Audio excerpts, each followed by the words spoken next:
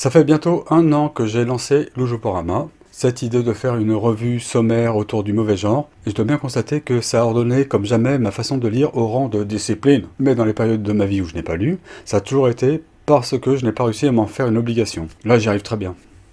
Et comment?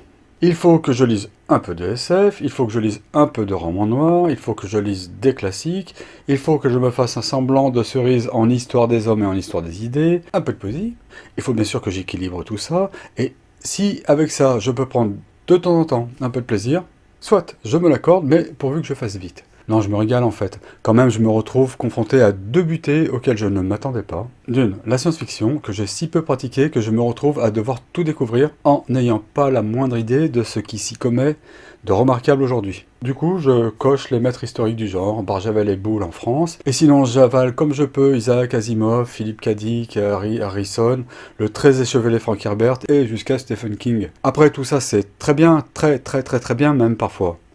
Mais je ne sais pas, dans l'ensemble, je trouve ça très adolescent, mal dégrossi dans la relation, des relations, du désir, de l'angoisse, du politique, enfin tout ce qui sort de la mécanique de l'anticipation, de la peinture, de la dystopie comme toile de fond, tout ce qui touche à l'âme des personnages jeté là-dedans est actionné du haut et avec des grosses ficelles, des cordes à nœuds. Peut-être pas Herbert, et King non plus dans ses romans les plus adultes, mais je trouve à la SF classique une humeur un peu boutonneuse. Et je mets Ray Bradbury complètement à part de ça. Il faudrait que je sache quoi lire dans la SF d'aujourd'hui, qui doit être maintenant arrivée à l'âge adulte.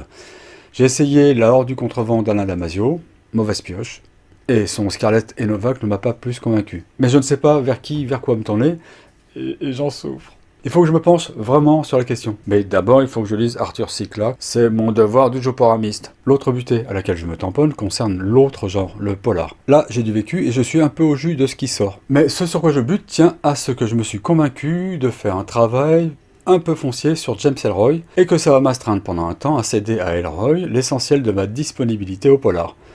Et j'en souffre aussi. Enfin, tout ça, c'est bien du malheur.